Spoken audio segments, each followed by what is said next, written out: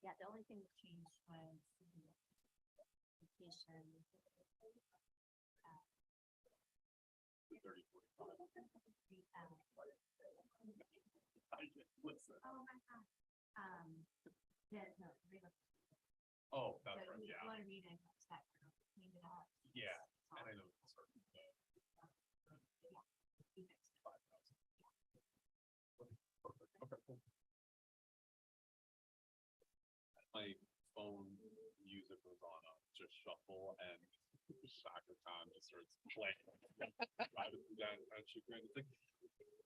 Nice. I was like, I turned it up, I didn't care. Good for the popcorn shop, like if it's like 70s R&B, early 80s, it's me. Yeah, I was on. If it's 90s R&B, it's me. Oh, I love that too. Are you talking? Yeah. Oh yeah.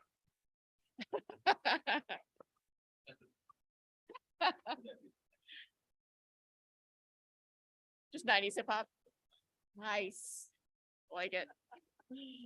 I'm not introducing that one. No one punches me ahead of. You're not a parent, probably. Yeah. I didn't get anybody else. I haven't checked the things that people come in. The program is broken up into modules. They just finished module 1 and they have this capstone presentation. This kid built this entire website on lock picking. And I was just in my head, I'm thinking, oh my, it was the most interesting, the coolest. Well, Wow. So he got into it, and it was like all these schematics about how locks work and how the teeth of your key and the tumblers and how, and like there's, with safes and the tires. I was just like, ah, shit. And now we all have to find something new. I know, right? Okay. Do we have the pronouns for today, the current pronounce from today? today's? Keep talking. The agenda? I was like, what are you talking about? There's a whole stack of them by the signups. Me getting up at 4 a.m. Sorry, that was not registering. Hey, man. What are you doing? Okay.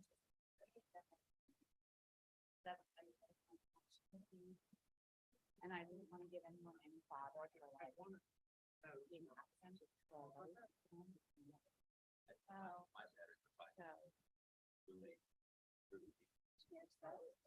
my parents both have COVID right now. Your parents? Yeah.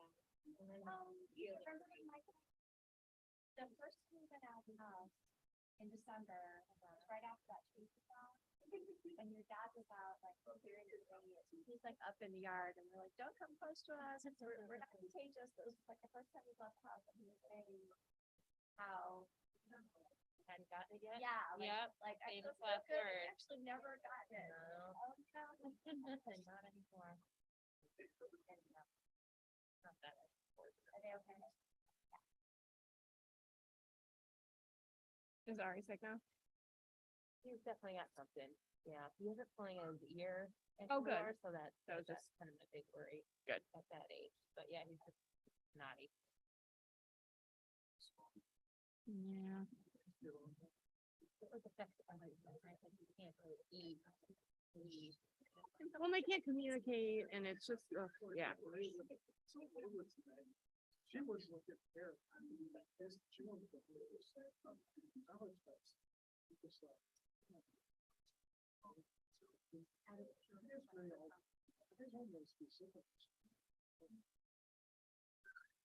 All right.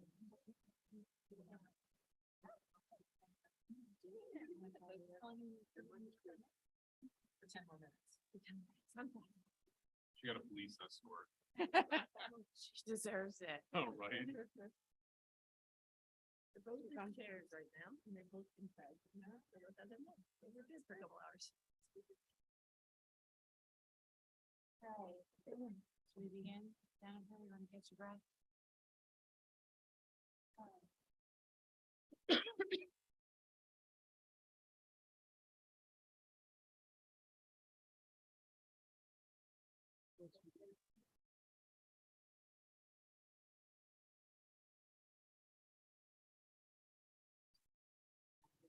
Yeah, there's just one fish. Technology dealing. My battery is short. Go to the Apple store tomorrow, I'm just paying $90 for charge rate. There are some things you just throw money at that problem.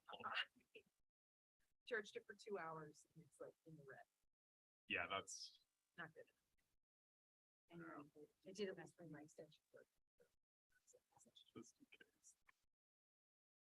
So which one are we pulling out? Just the one that I missed, I put on it separate so I can abstain. I know, which one is it? I just want to write it The down. Friday morning one. Yeah, that's the January 13th, actually. Thank you. I didn't know something was wrong. She wants to see. All right. The meeting I missed. You are in the room. This might be like a little bit of a precursor to how tonight's gonna go, just so you know. We have several things going on right now.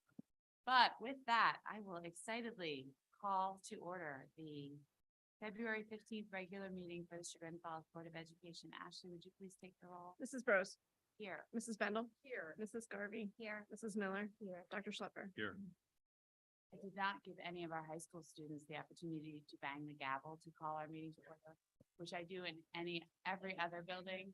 So if you would like to come on up. that's,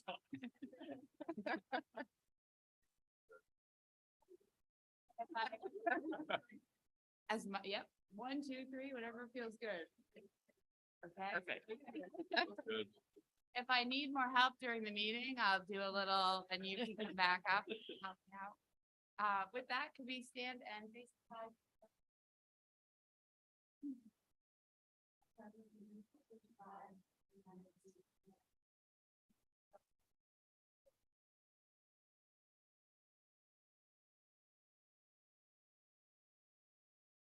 At this point, I will turn the meeting over to Lori to introduce our high school showcase.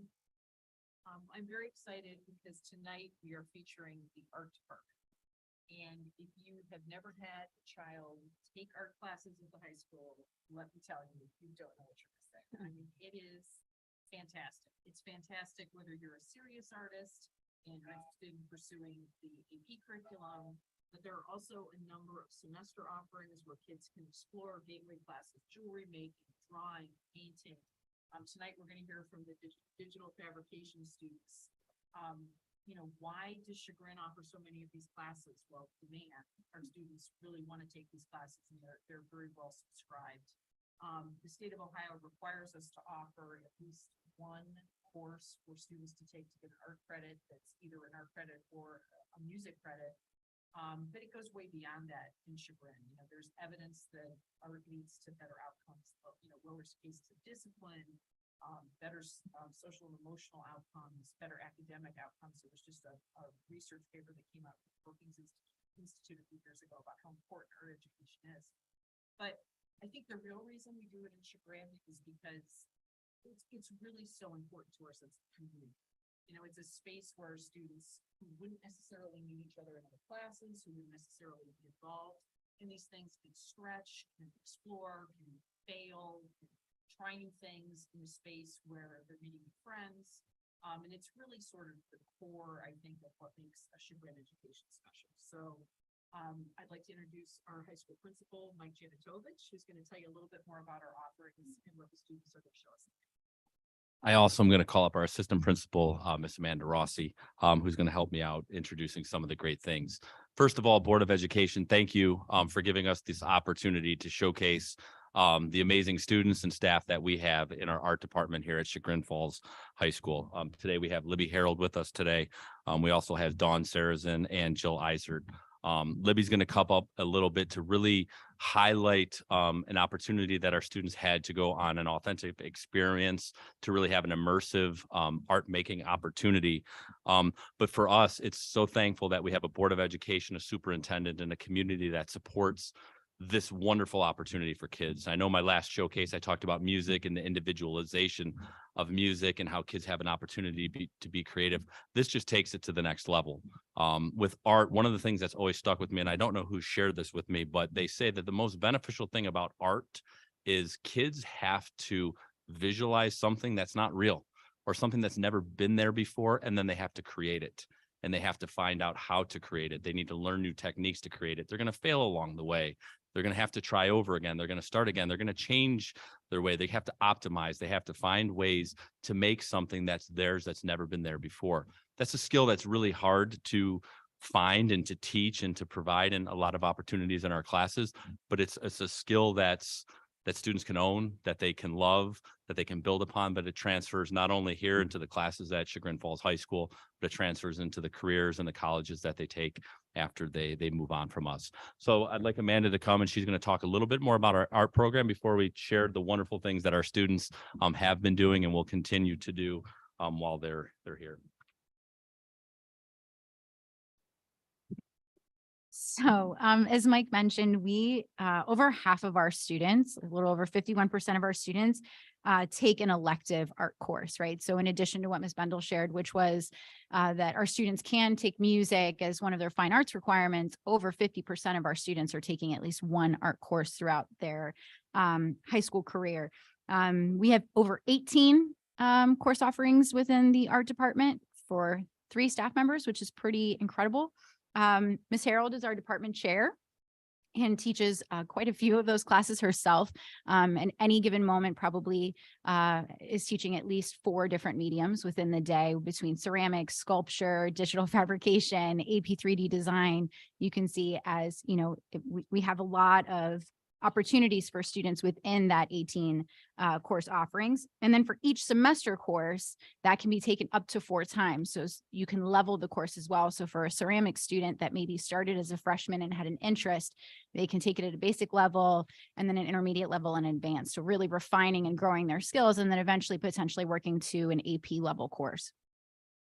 Mr. Janitovich also mentioned that we are going to speak tonight a little bit about the field trip opportunities that we had, and specifically with digital fabrication, but the opportunity to offer real world experiences. Our students in the fall attended the Cleveland Zoo through one of the classes for Miss Iser, and that in and of itself, just the opportunity to travel and to get their hands right on what it is that they're seeing and making is really amazing.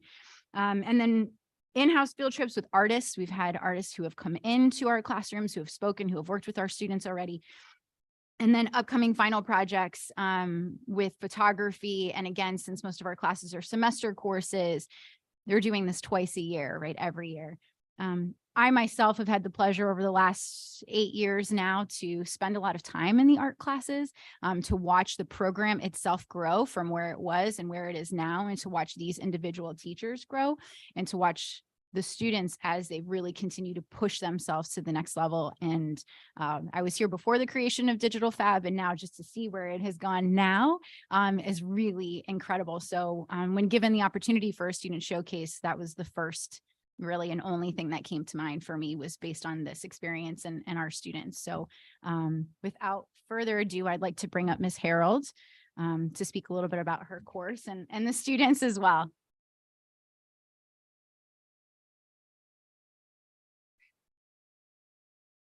Right. Hi, everyone. I'm Libby Harold. I'm one of the art teachers here at the high school, and I am here with a former digital fabrication student, but also our AP 3D students. To get to this point, they've taken a variety of things: ceramics, jewelry, sculpture. So they're well versed. Thank you. Alrighty, so recently we took a field trip and we went to Kent State University's Visual Arts School.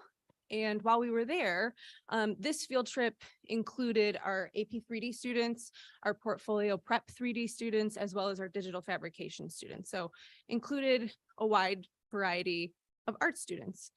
And while we were there, we met the director of the jewelry and metals program, and he along with his graduate students, walked us through 3 different workshops throughout the day. So students were able to create a set of earrings, they created an enameled magnet, and then they also got an opportunity to participate in lost wax casting, which the last one was an extension of a digital fabrication project that students worked on while here at school. We 3D modeled in the computer lab in our digital fab class. then we 3D printed these models, and then we took our field trip and we were able to cast them in silver. So without further ado, here's a little bit of a deeper dive. Hello, my name's Elizabeth Rankin. I'm one of the lucky students that got to go on this field trip. So I'll be talking about the first workshop. So for the first workshop, we started off by using a stomp shear to cut metal, whether you wanted nickel or brass, into smaller pieces. So essentially a stomp shear is one of these ways to cut metal where kind of looks odd. We'll have a photo of it coming up, but you essentially have like this bar, I guess you could say, that you step up onto and then you press down your body weight on, and therefore it cuts the metal. So Camille's in one of the photos following this. it was a little scary at first. Actually, Ben was there and it took him a second to figure it out.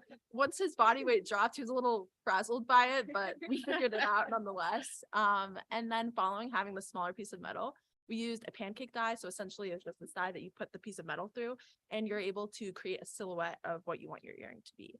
So using this pancake die, we put it into a hydraulic press. And so then you would essentially just pull this lever. And for those of us that weren't as experienced, it was kind of just like a surprise of when it was going to actually like make the loud noise and actually press down on the pancake die to create the silhouette. So that was super cool. And both the stomp shear and the pancake die, we had never had any exposure to prior. Although we have a lot of really cool things in the jewelry lab, unfortunately, we don't have those. So it was really neat to get exposure to that. And following that, then we used a drill press to create holes, to create the hooks. So following this, we'll show some photos. So in the middle, we have Camille. She's using that stomp shear. So you can see her about to take a step up to cut the metal.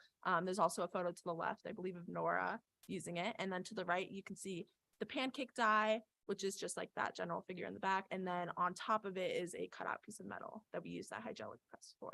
So some more photos. There's the drill press. So there's a few students. Ben's over in the corner filing away. Very exciting stuff. And following this, there are some images of some samples. So we actually created those during the field trip. How do you get, I can understand the process with the press, but how do you create, what do you create that goes into the press to get the shape?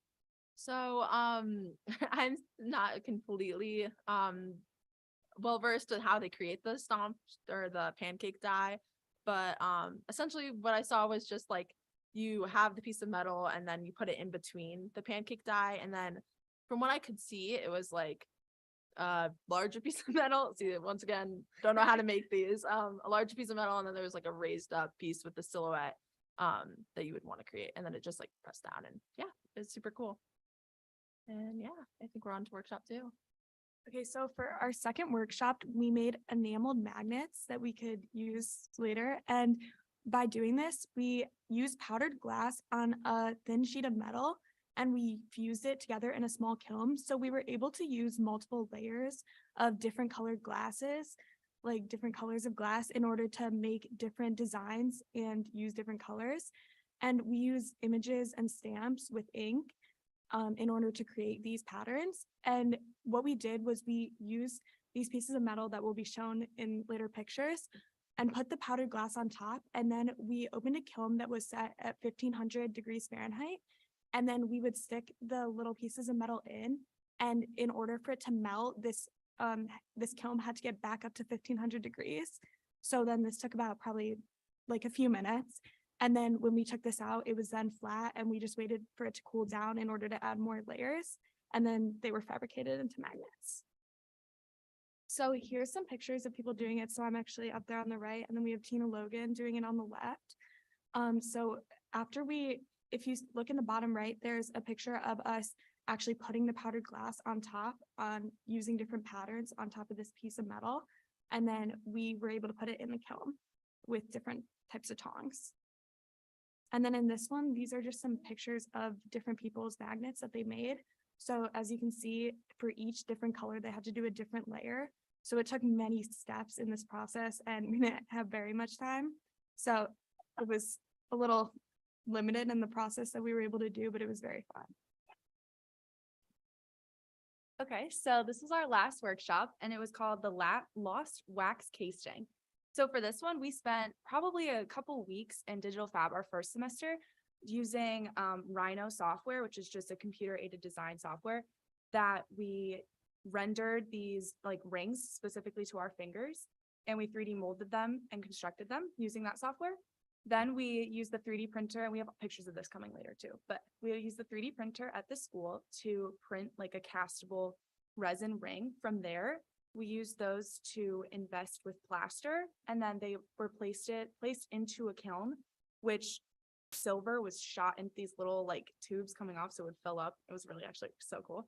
And then from there, they put them into this like a cast, it was like a molten silver using the centrifuge. And our guide, Andrew, he was awesome. He like lit this whole torch up, and we got to wear these cool glasses. It was really fun because you like can't look at it because it's really bright. And then we put it into this like cooling tub. It was like a water, I don't know, Miss Harold, what's that liquid called? Oh, it was just water apparently. So we put it in there, cooled it down, made this cool bubbling, and yeah, that's it. So on the left, that's a picture of Andrew showing us all the processes and some like previous things he had made. There was a really cool bird thing. I don't even know. A finger casting. It was lots of cool stuff.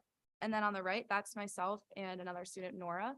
And we made these wax little figurines using a wax gun. And it was really fun. We made a little dog and a hibiscus flower. And that was really awesome. We would let those melt and then peel it away. We have some videos to show. We have super brief videos for you of two parts of the casting. So the first one is kind of that initial part that Camille was describing of after we took our rings to pen.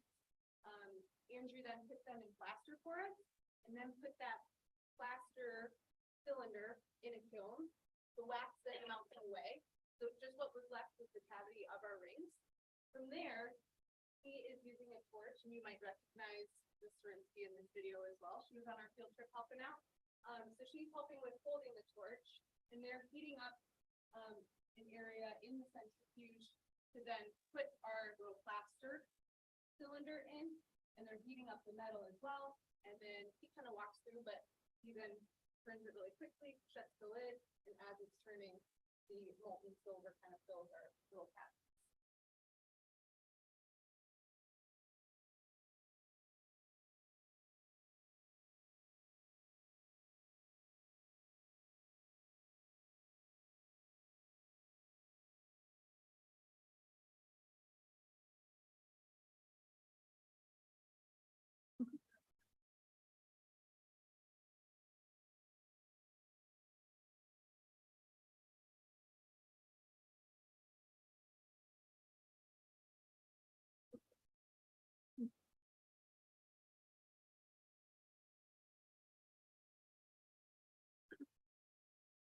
And then afterwards, we then had a student volunteer grab this plaster with tongs and then dunk it into a bucket full of water, which I heard it was bubbling. Just water bubbling. Yep, that's true.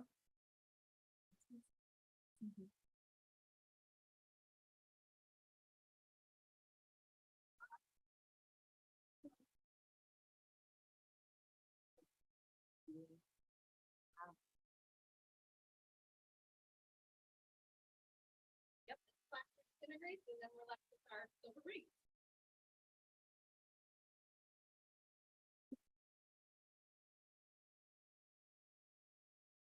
Okay, so this is another classmate's project, Riley Myers. So she spent a couple weeks researching these plantain leaves that she found could be used as like a skin bandage. So her project is based on like plants and their healing properties for humans. So she did this project and designed that 3D model in Rhino using different techniques to then be cast. So that was finished. And then this is a process of the 3D printing and modeling. So the picture on the right is her 3D printed model. This was her final ring that came out at the end. So it's a really cool process that, I mean, I had never had experience with before this. And I think it's really cool to see something that you create digitally, like actually have a tangible item. It's really neat and actually a great experience. It's awesome. Those are some other examples of different classmates also from previous years. Does anyone have any questions for us? I forgot to mention, when, do you guys know when the art show is? April 20th. April 20th. Okay, and it's in Hamlet again? It is. Okay, so that's a great opportunity to see all of the different work. Students, we guys have stuff there, right? Yeah. And all also, three of us. you know, from the jewelry making, but all different disciplines. So. I have a question for Miss Harold. She's hiding. Miss Harold. Thanks. You probably can answer this a little bit better. How did the relationship with Kent State come about? So I was in my master's and I taking some studio courses there and I met the director, Andrew Kubek, and they had a few unique offerings. They offered CAD for jewelry and then they also offered a digital fabrication course where you are constructing everything via CAD and then you fabricate using different mixed media studio methods. So I met him through that and he kind of offered up this opportunity.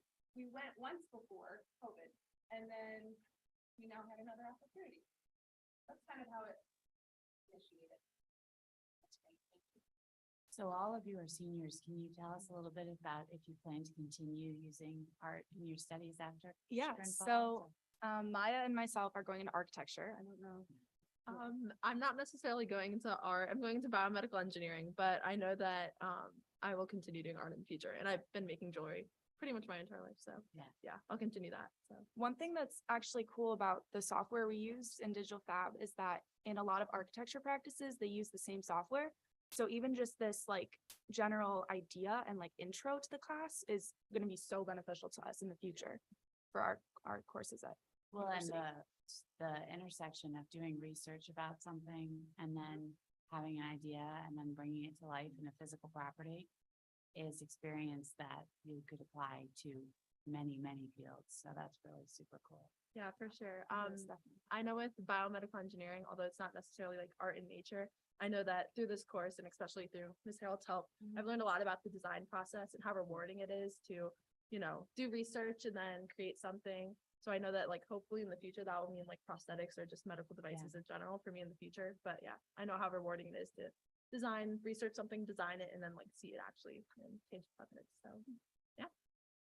Well, I also want to thank the art teachers for going above and beyond to make experiences like this available because, I mean, it's always humbling to sit here and hear about the opportunities that our students get for such a small school.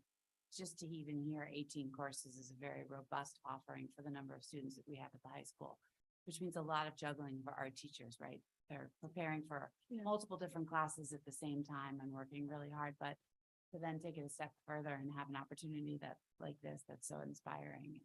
As a parent, it's really cool to see this stuff come home. I'm like, where's all this jewelry coming from?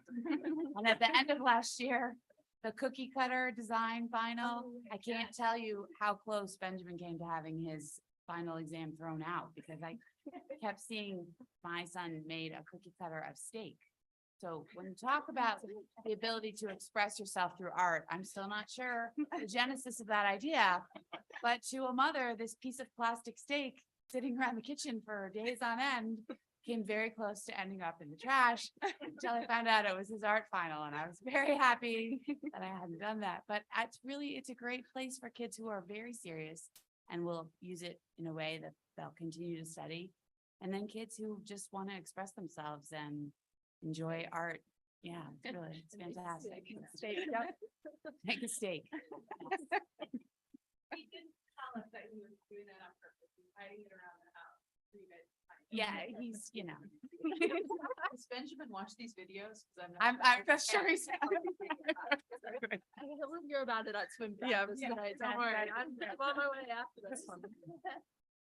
So great, guys, so great. Thank you for taking time out of your night tonight to come and share with us. Of course. too. Thank you so much. Thank you for coming.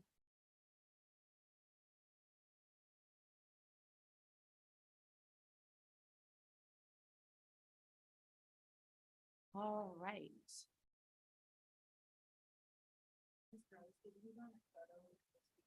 It's up to them.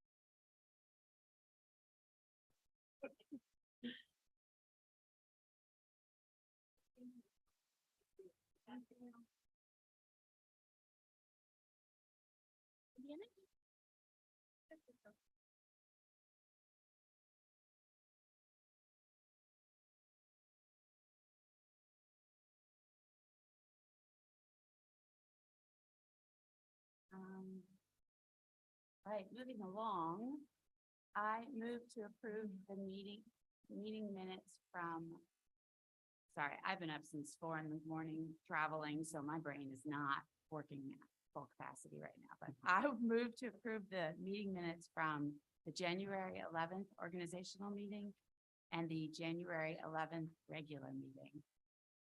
Can I have a second? I'll second. Does anyone have any questions or comments? No. Ashley, please take the roll. Mrs. Bros, Yes. Mrs. Bendel, Yes. Mrs. Garvey, Yes. Mrs. Miller. Yep. Dr. Schlepper. Yes. And I move to approve the January 13th meeting minutes from the special meeting. Can I have a second? Also. Any comments or questions? No. Ashley, please take the roll. Mrs. Bros, Yes. Mrs. Bendel, Yes. Mrs. Garvey, Abstain. Mrs. Miller. Yep. Dr. Schlepper. Yes.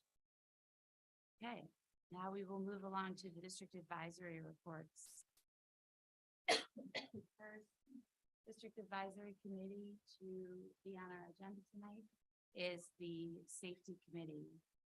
And that is Lauren. I'll do that one. Thank you. The safety committee met on January 18th. Amanda Rossi had a lot prepared for us to go through. She's doing a really good job heading up that committee.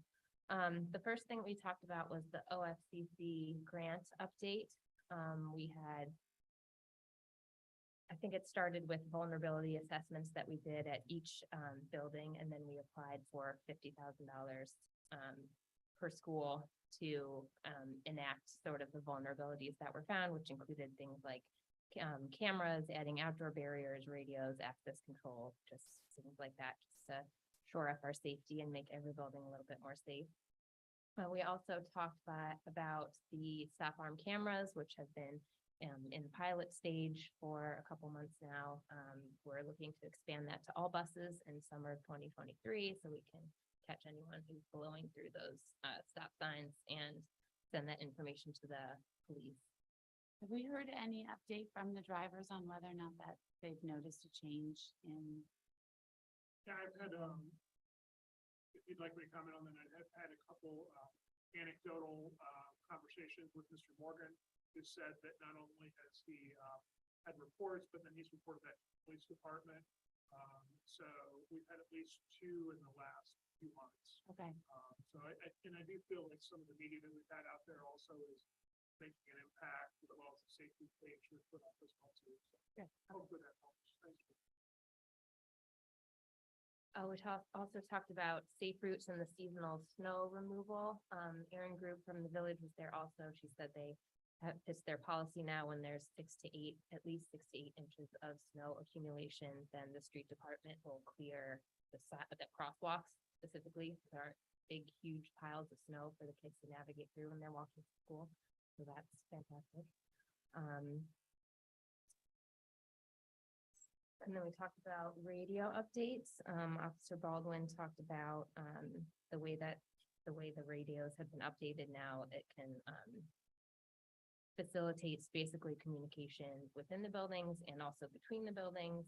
The radios have a direct line into police dispatch. They can also access the PA, so it just really improves communication between the schools and also the community.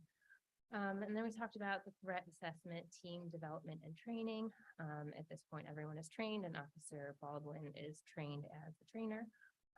So we're moving forward with that, which is something that's handed down from the state. And then we talked quite a bit about the fire department and the new senior symposium class that they have. So previously, the high school participated in a Your Life, Your Choice sort of program, which the administration found was using kind of a lot of scare tactics that in some cases would be a little more stressing for students than helpful necessarily. So this new senior symposium program, it's split into 2 halves. In the morning, the fire department talks with the students about mental health, financial literacy, independent living, consent, relationships, all that sort of thing. And in the afternoon, they talk more about things like dorm and apartment safety, CPR, carbon monoxide, wound care, stuff, like this, that when the students are preparing to go out into the world and to be live outside of their parents' homes and to live in dorms and with other people. They have sort of like the safety knowledge that they would need to do that. Because we found that with the police and the fire department had sort of a lot of contact with kids in preschool ages and with Safety Town and elementary school, and maybe not so much in the high school. So this sort of facilitates that and gives our students a little bit more of those skills that they need as they move into independent living.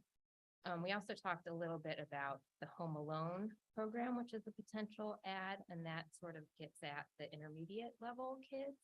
And that's a program where the professionals in these areas would teach mentors who are high school students, and then the high school students would go on and teach 2nd through 4th graders on these same topics. So high school students get to be the expert and have a little bit of communication with the younger kids. The younger kids think that's, pretty cool and are willing to learn from them.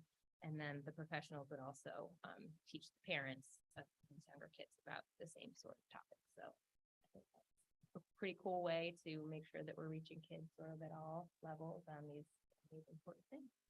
And then we also talked a little bit about the introduction of the wellness coach role. We have Jessica Fosnaw, who's a clinical licensed counselor. And then we also added another one, Lacey, this year. And then we also talked a little bit about the Behind Their Screens program, another aspect of safety, digital safety, which was a combination effort between the PTO and Jen Banko. So that was kind of a good combination of things, and it was really well attended for the first one, and there's another one coming up. So I think that's a program that people find useful. Tomorrow, there's one tomorrow. Yeah. The safety committee has only been around for a handful of years, and you have accomplished a tremendous amount. Listening to the report tonight and all the different work that's being done, it's like very striking to me how student focused the work is and how valuable that partnership of you knowing the needs of our students and seeing opportunities across all the buildings and having a strong relationship with the village and the police department and that connection with Officer Baldwin and the fire department. That's definitely something unique in our district that a lot of schools don't have access to. And our children feel safe around those supports too. So I just want to thank you because I wasn't expecting when the safety committee was first started that all of these different avenues would be explored and that the work would become so comprehensive. I'm really impressed with what you've put together. All right, moving along to the next advisory is curriculum committee. That would be Lori. Okay, we met in January, and we're gonna meet again in March. We got an update about the work that's being done on the new dyslexia legislation, the programming, how we're ahead of schedule with training, and the training is already starting to pay dividends across the board, like instruction. They're finding things they can use there that are useful in all the classes, and the training cohort is going very well. The schedule is hard work. We really appreciate our teachers taking the time to do it because it's difficult, but we think it's really going to pay dividends. We talked about the new social inclusion, violence prevention, and suicide prevention requirements from ODE. There was an approved list. If I get this wrong, Jared will correct me.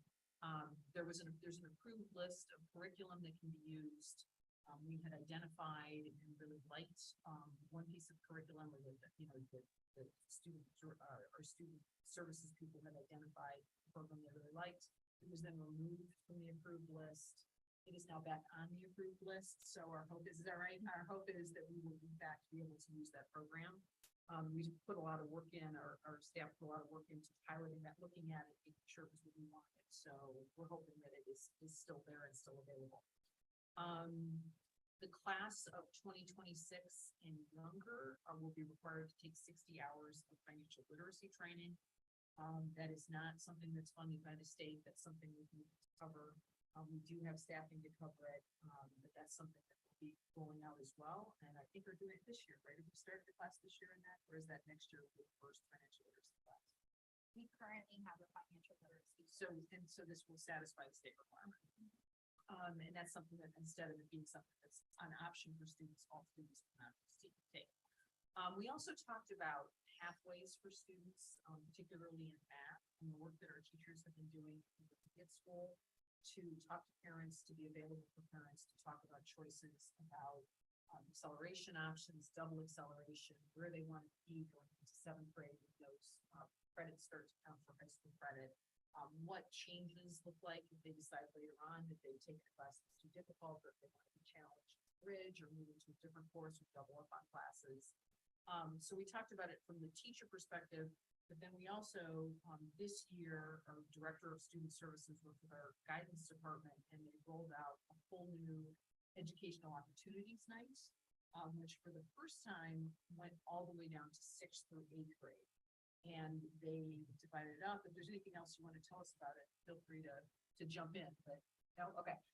But it was, I think, extremely well received, well attended, and it gives parents the opportunity to hear from our guidance counselors, our principals about the offerings at the high school and at the middle school, so that they have the opportunity to plan. Because we've gotten the feedback that the parents weren't really sure what was coming, and by hearing about it in 9th grade, that was so. They're hearing now both teachers, and teachers are continuing to make themselves available for those kinds of conversations. Then they're also hearing the guidance department about opportunities. I think it's important to really call out how different that was this year. As a parent of a rising 9th grader, you know, historically at the high school meetings, we sort of want to provide all the information that every parent should know about what classes their child is eligible for. And so it's a lot of data around, you need this number of points to take this, or you need this prerequisite to take this, while all of that is important, it's also available in our course selection guide. And this year the message was much more, I felt, student friendly and representative of how we operate as a district, which is look at all of this robust programming that is available to your student and leverage us to help figure out to get your student the education that is going to be meaningful and engaging to them, where they're going to be inspired to come to school. And, you know, really having been to multiple of these meetings, it just completely changed the tone. And then as a parent, you bring a different approach. It's no longer a conversation of, should I be concerned that my child is or isn't eligible for this level math class?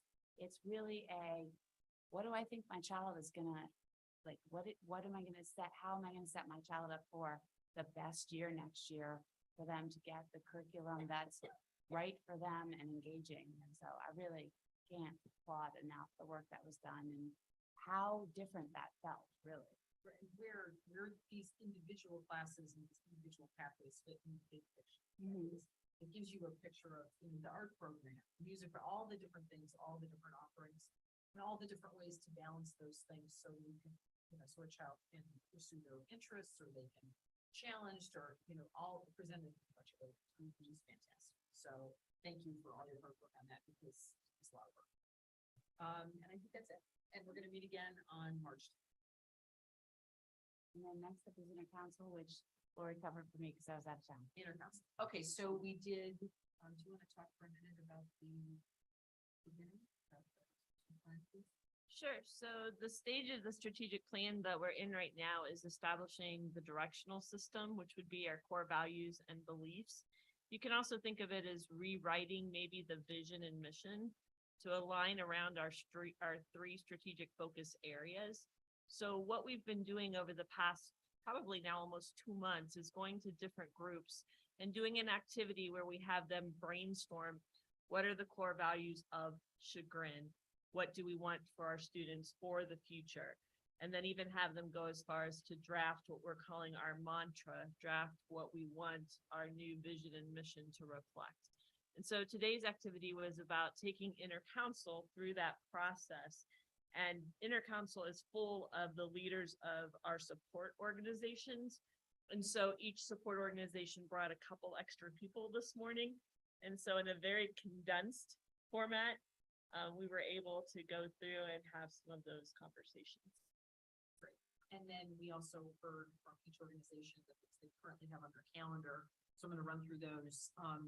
The Ed Foundation, the Pancake Breakfast is coming up on March 5th. So you can buy tickets on their website. They're also looking for sponsors. So if you're interested in sponsoring the events, you can get hold of them through their website. They're also giving away, I think they said for the 3rd year, the Cooper Prize, which is a new initiative. I believe it's $1,000 grant, and it is for students who are in freshman through junior year, and it is to pursue an activity that's outside of school, that's like camp or a class or something that they want to take that's an enrichment activity to provide funding, sort of like the grants we give to our teachers, but this is sort of that idea for students. So if a student wants to apply for that, they have until March 8th, and they can apply on the information is on the Ed Foundation website. Boosters is increasing their number of scholarships this year from 10 to 12. This is grant season for all of the organizations, so they're looking for grant requests from teachers, staff, coaches. And their Merch Madness, which is their big fundraiser, which is sort of like an online silent auction, starts the 17th. It runs the 17th through the 19th. So you'll be seeing more things pushed out. February or March? March. Is it February? No, I just didn't know. Yeah, March 17th through the 19th. They usually have like, parking for graduation. Well, they do. I They have like, graduation parking. want to know when that thing goes live. Tickets, they have extra tickets. I have my own motivation sometimes. They have extra tickets for graduation. They have event tickets to professional sporting events. It sounded like they've been lining stuff. So look for that on the 17th and it closes on the 19th.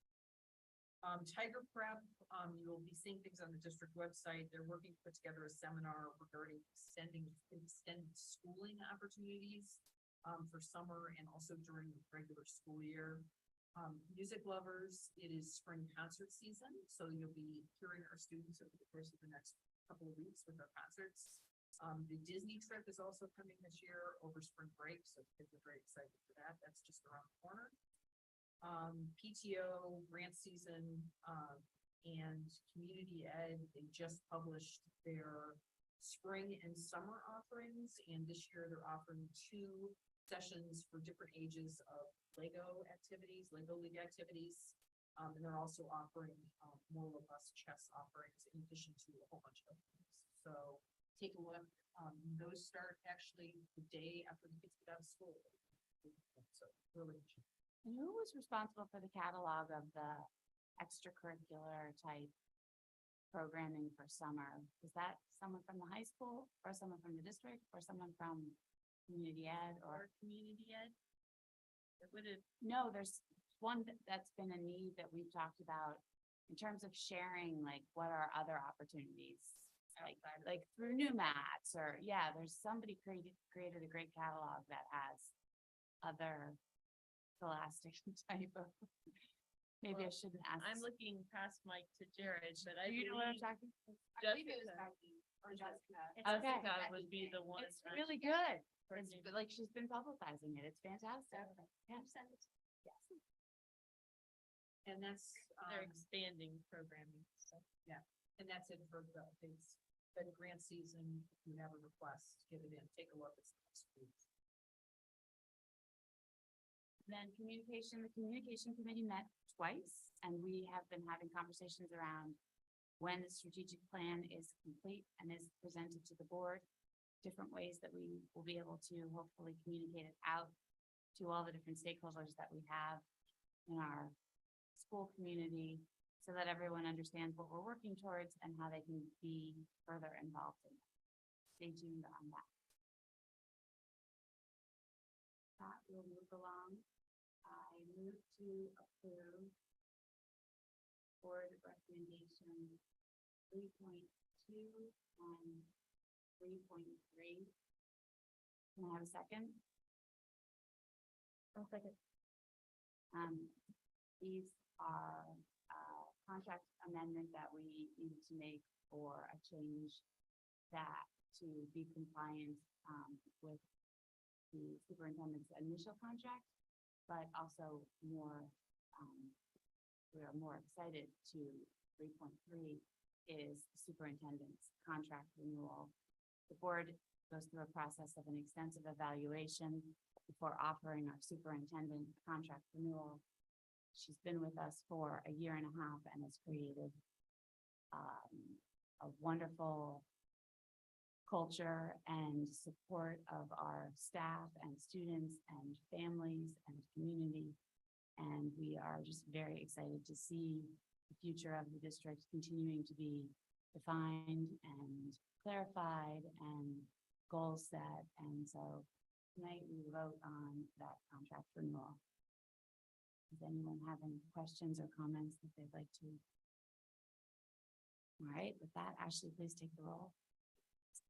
Mrs. Bros, Yes. Mrs. Bendel, Yes. Mrs. Garvey, Yes. Mrs. Miller. Yeah. Dr. Schlepper. Yes. Moving on to public participation. Is there anyone here that would like to speak to the board? If so, I have a space embedded.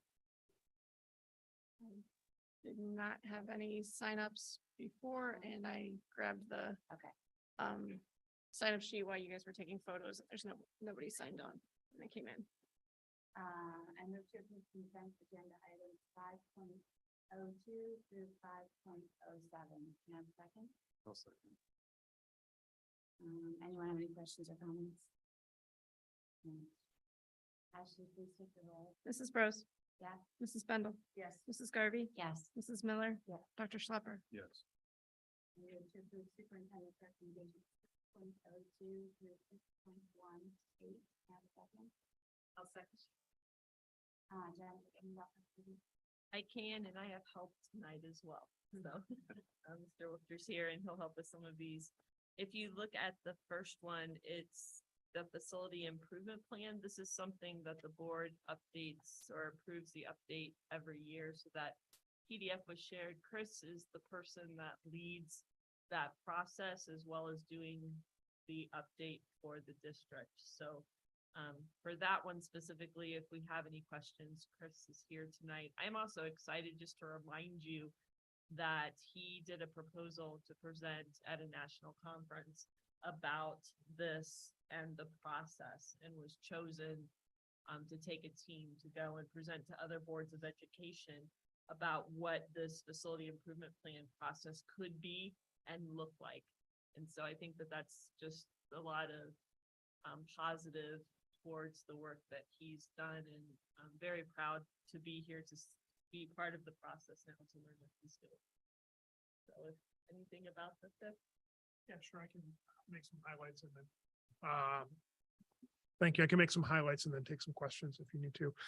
First of all, I wanted to thank Dr. Penzarski as well as the board in general for continued support of the facility plan and the continued support of the district financially to keep our facilities strong and continue to improve those at the right funding level. It's never an easy task. But it's always an important one long-term. As we're going through this, one of our team members came up with a great quote that we're going to include in our presentation when we go, to present. And that is, if you're proactive, you focus on preparing. If you're reactive, you end up focusing on repairing.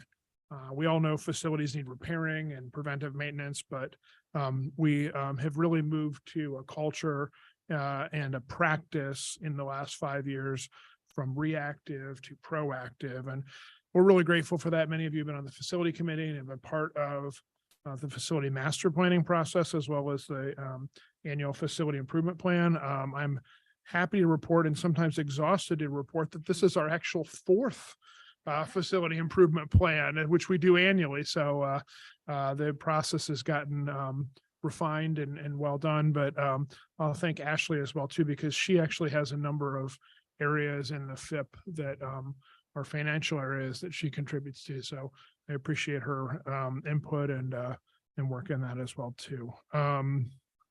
Anything, want to touch base on some of the other? Yeah, I would. I wanted to actually highlight the community members as well too. So I know you had even mentioned to me to speak to that. So we have a number of community members that give their time over and above the two board representatives that give their time. And those community members are Pete Snavely, Phil Keff, George Clemens, and Phil Rankin. And they've been on the committee for a number of years. I can't even tell you how many years, at least 5, maybe 6, 7 years. There we go. Thank you. It was before I got on. 8 or 9? It's a lot of cumulative community time, and we appreciate their expertise. We invited them here, but we invite them every year. I don't see them here, but they're watching from home and they're probably reviewing the FIP again, but we appreciate their expertise as well too.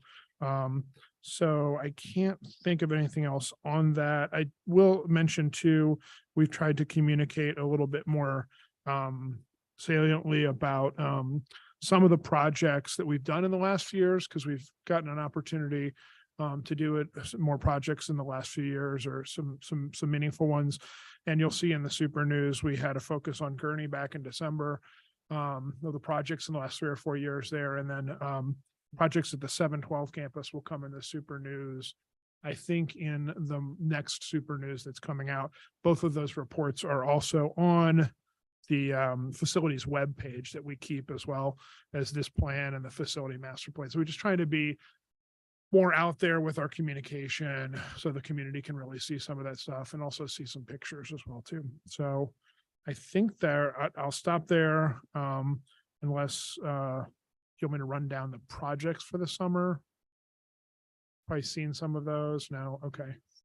We'll be voting on those anyway. Anything that would affect traffic, maybe. If you want to Yeah. Well, that would be item 6.04. That we can talk to a little bit. And that's also a safety realm, which Amanda was involved with. And what we're working to do is, if you're aware in the mornings that Mike Baldwin typically stands at that corner and directs that corner, it's hard for him to be our safety officer first thing in the morning and to be in that position, because it's hard for him to get to somewhere if he needs to. So that flexibility isn't there. So we've been working with the police department at least since August, would you say, Chris? This is Yeah. Probably when those conversations started, and trying to look at solutions of, could we hire someone to monitor that corner, because that's crucial to keeping buses on time throughout the district and doing those pieces, but giving Officer Baldwin the opportunity to have some flexibility to be able to serve different areas. We know that another thing that the committee talked about was working at how we have people staged to help with traffic in the morning and afternoons, to make sure that kids are safe when they can cross, and to make sure parents are safe when they're pulling out or driving, and staff, all those places where people kind of connect. So we've had several conversations, and the outcome of that conversation is 6.04. And if we jump back one just to the policies, know that this is the first reading, and typically with all of these policies, what happens is that we're putting them in a bank, and then we'll do the second read all together when we ship to Neola. But sometimes there's an exception, and school safety is an exception. So while Amanda has been leading the safety committee, and I think Lauren shared all the safety work that's been done, something that the district has been ahead of the game on is their approach to threat assessment. But now House Bill 123 requires an actual policy and way that that's going to be implemented and done. And so that policy that incorporates that language, the 8400, you'll actually see next month, because there's a deadline to have that approved. But know that those pieces have been in place and monitored and perfected, if you will, over the course of time. And so that's the one policy that we'll see transition to the next board agenda. You'll also see probably about 30 or 40 more policies, because I'm confident we'll have more drafts ready for you. Can I ask Chris a question about the fifth real quick? Sure. So I love that you brought that quote forward, because I think before we had a plan like this, we really had identified we were underfunding our facilities really significantly. We were spending about a quarter of what we probably should have been spending, but unlike, I mean, I guess like so many districts around the nation, it's really hard to get a handle on what the right number is. And also there's very little support from the state for facilities projects. And so of course, we're always having that tension between putting money into programming, which we can see an immediate benefit for our students, and putting money into the bathrooms, for example, or a building. So what's interesting to me in this version of the FIP is to see that the backlog is really being dealt with quite effectively. And so the investment that we're making, we're able to kind of clear out that backlog. And some of the, I think it's the FCI, the Facility Condition Index, has really improved. For example, at Gurney, was really eye-opening for me that because of the investments that we're making, the FCI, and Chris, you can explain a little bit about like what that is, but it's kind of, and Lori had just asked me not too long ago, like, what's the lifespan of our buildings, right? Well, it's hard to answer that question because they're brick and mortar, and so they don't really collapse. It's the functionality of them that starts to fail, or the systems within them that start to fail. But anyway, it was very heartened to see that the investment is really paying off, that backlog is getting cleared out, and the Facility Condition Index is improving in our buildings. So I don't know, Chris, if you want to speak to that FCI at all, or. Sure. Yeah. So the metric on FCI is called Facility Condition Index. Basically looks at the requirements that are due, and requirement is basically an area of the building or a system of the building that needs redone or refreshed. Those that are due in the next 5 years, it builds those requirements in a dollar amount. It connects to some live databases like RS Means and a few others that really kind of give live data to those. We have a system called VFA that forecasts that information. And then it compares that to the current replacement value, or if you were to build the building from the ground up brand new, and it gives a ratio from 0 to 1. And so, a number like 15 or 20 or 25 is in the good range, where a number like approaching, 40, 50, 60 is in a range where you're starting to consider there's so much work to do in those areas that we might want to think about rebuilding that asset, or there's so many backlogged items that are due soon. It's not just the items that are due forever because everything degrades, but it's the items that are due within the next 5 years. And you can run that FCI report with our software in a number of different parameters. The other thing that we do is a facility condition assessment. Just think of it as almost a home inspection, but for a school. We have an engineer that comes in. And so the 712 campus and Gurney are both due for an FCA, a facility condition assessment, this coming season. I think we've got May, and maybe even after the kids get out, we'll do that for this campus and the Gurney campus. We do that about every 5 years to just make sure those numbers are accurate. And then we're also, not to get too technical, but we also have these small assessments by our architects and engineers in certain areas or systems, for roofs or paving, some of our high dollar areas. And then those get actually put in as we get those assessments locally done. It's a live database. And then our team here, Mr. Nays, who, thank goodness he's really good in this area, and then also Warren Jones, his admin assistant, do a lot of work in that database to continually keep it live and active as a real model for the district, and a building modeling system. Yeah. So I think that for me, the analogy is kind of like an automobile. If you're not changing the oil, if you're not, doing regular routine things, that list of things that are starting to fail really piles up, and eventually you're like, I may as well get a new car because so many things need to be changed. And I think because we're keeping up on things, we're extending the life of our buildings, which is what I think our taxpayers expect. Well, and I was going to say, I think I like the quote a lot about switching from reactive to proactive. But I also think you're selling yourself short a little bit, because the other thing that it does is it gives us the ability to look at everything from a strategic level as well. And so with our strategic planning process coming to a close, we'll have a better sense of, again, that push and pull of what are changes we want to make to spaces or spaces we want to create that we don't currently have, because now we've identified that there's an educational or programming benefit to our students. And when we keep up with that backlog, and when we know what's on the horizon, it gives us the ability to better plan for the funding so that we can dovetail those things and say, hey, we have to replace the wing over here anyway. That happens to be the high school science or art or whatever. And out of strategic planning, this idea was generated. And so it's really great work, and probably doesn't get as much celebration as it should along the way, but it really sets the stage for us to do great things for our students. I think Yeah, well, thanks. And I thanks for the team. I'm excited that you're going to present because I think other school districts are, in a good way and bad way, are going to be calling you like, where do I start? How do I make this happen? We'll try and make it real practical and just present all the information on our website so they can be, we'll try and present it for people to just have as a toolkit. So thank you. Thank you for that. Okay, Sorry, I think Jennifer's in the middle of the rest of the superintendent's thing. Okay. Thanks, Chris. yeah, thanks. Nice job.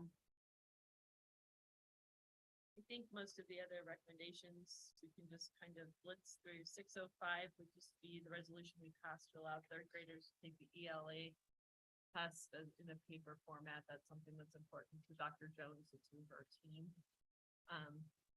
606 is the art wing roofing. 607 would be the phone system upgrades. 608, those are just leave of absence. 609, just to remind everyone that you can approve contracts in advance, and we do that through a contract extension process. So these would be for employees, administrators whose contracts expire in 2024. That would be July 2024. So these are new contracts, and you'll see starting August 1 of 2024. And so those are what would be included under that number. 610, those would be certified substitutes. We're always thankful for those people willing to serve our district. 611, these would be summer positions that we need to contract or pay.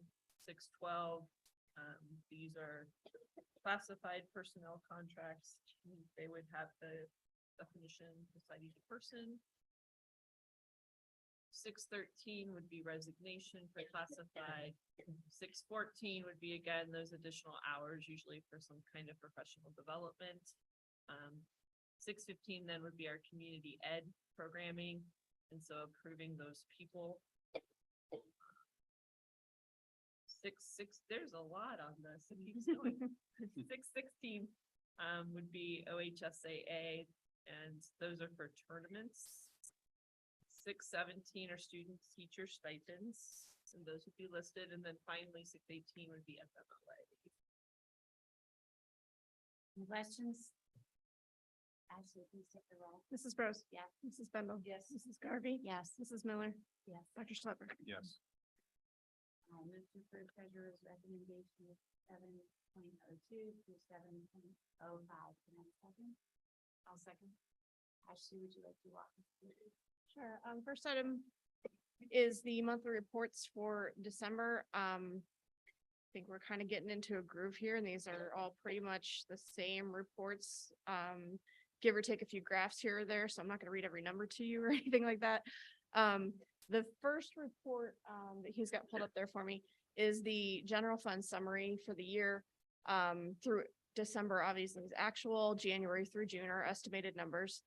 Over to the right, you'll see the year-to-date actual totals, and then the very last column is the estimated year-end total. So that takes into consideration the changes that have occurred from our original estimate in October on our forecast, or November, to what has happened now, and then based on what we estimate. So sometimes I'll change those estimates if, for example, our taxes, we collect more, we get a larger advance in January or February, then I'll expect our settlement to maybe be a little bit less. So sometimes I'll change those. But end of the year now, we are estimating the general fund to have about $19.4 million in cash. So that's a little higher than what we had estimated on the 5-year forecast, but not significantly. It's not anything that I'm gonna refile the forecast at this point. 2 graphs down there, that's for the first half. Those represent the first half of the year, because we are through December now. Nothing unexpected on those percentages. Obviously, the majority of our revenue is our taxes, majority of our expenditures is our wages and benefits. We know that. Those graphs tend to look very similar from month to month. Next report is general fund revenue. Again, I'm not going to read every number to you. This is presented exactly the way it is every month. Revenue's pretty on track right now, so there's not a whole lot to talk about there.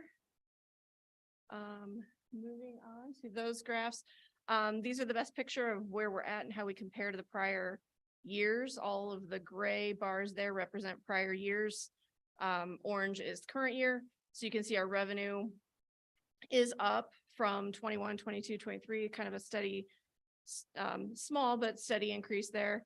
And then our expenditures, if you look at that orange bar over to the right on the fiscal year to date comparison, all the way on the bottom right there, you can see that our expenditures through December for this year are still less than what they were even 4 years ago. So we are holding to our promises. We're, doing everything we can to be as fiscally responsible as possible, finding efficiencies wherever we can, and, really spending our taxpayers' dollars responsibly. Again, the gray lines here, this is the cash balance in the general fund. Gray lines represent prior years.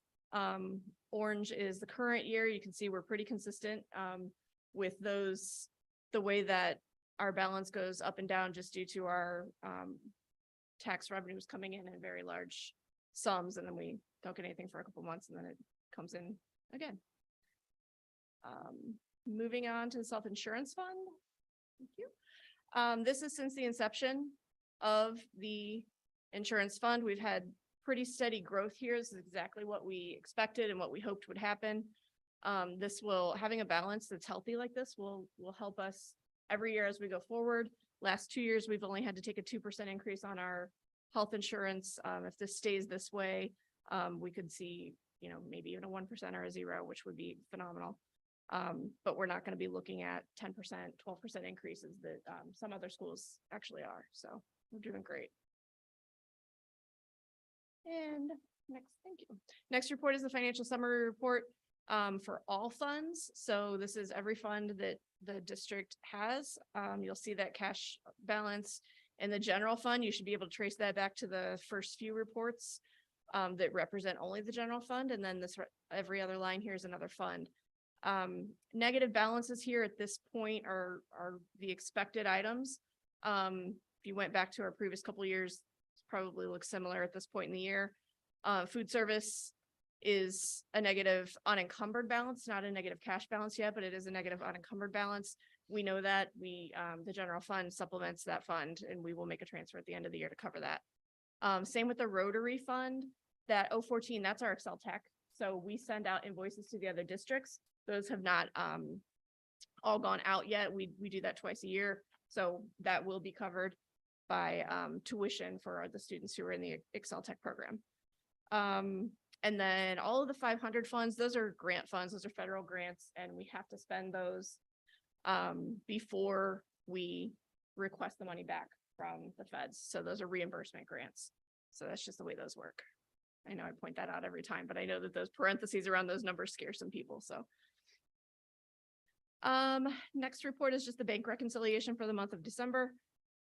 No, nothing new or unexpected on those reconciling items. I'll move on. Next, thank you, is the summary of deposits and investments. So this is where we have most of our money. Most of our cash is in Star Ohio still. We're going to be increasing our balance in some actual investments now that they're actually starting to make money. Because it doesn't make sense to hold, $20 million in Star Ohio at a smaller percentage than when we don't need that liquid. So we're going to start putting some more money into those and making more money on our investments. So you'll see our investment income increase. Right now we've received up to now well over what we received the entire year last year. So we're doing great, but there's some opportunity for us to really increase our interest revenue. We'll be taking advantage of that. And then the next few pages are just for anybody who's really interested in the CUSIP numbers of where all of our investments actually are, they're there. Questions on any of those? I have a question maybe for David. This is great. I love that you're projecting it. And people know we have it. We can zoom in. I'm assuming if people are watching from home, but that it's a little small. Is there any way, have you guys tried to troubleshoot that to make it a little bit easier to read? On the website, I take just the highlights. I don't Mhm. take the actual report and post Mhm. that. The Mhm. actual report is on the agenda. If somebody wants to pull it, they can look at it. Right. On the website, on our page, we have the link, and then in the Super News, it links to the page where, there's just kind of a running, slideshow. Okay. And I just pull the higher level. Yeah, this would be completely Okay. pointless on a slide to show this, but I show the graphs and the highlights.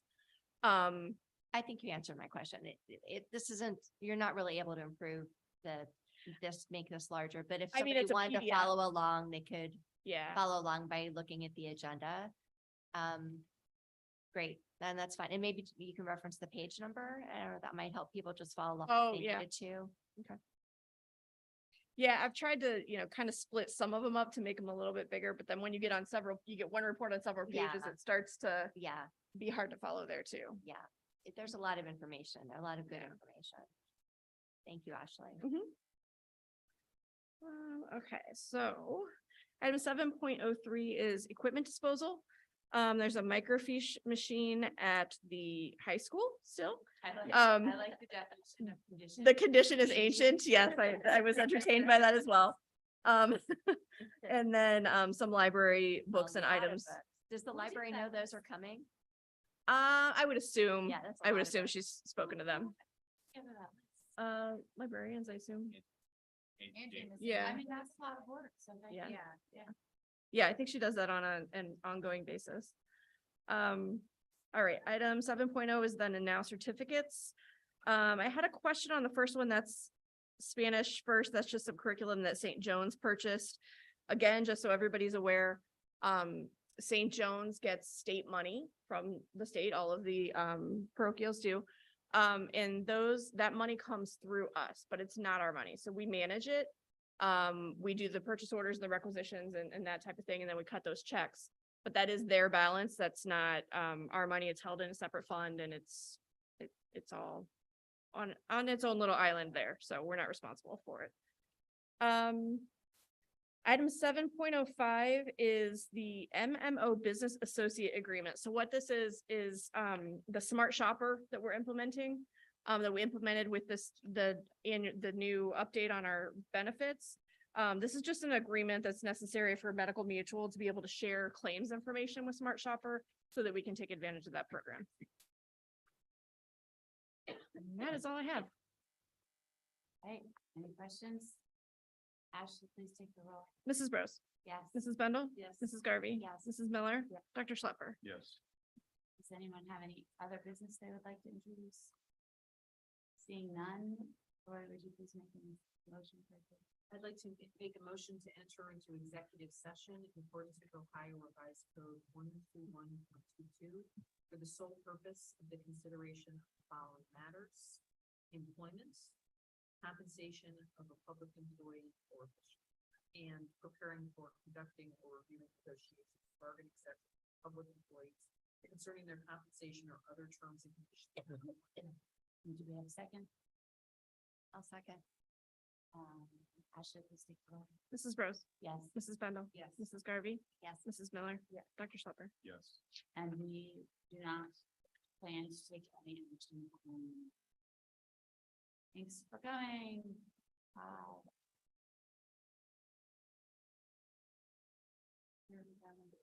don't know, Jennifer, where do you want to go? We're going into the high school conference room, and they've set up a projector, is my understanding, so that we're able to get.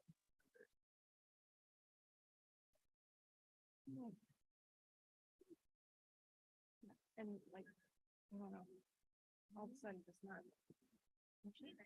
fading fast. Yeah. No, but I didn't eat lunch till 3, so.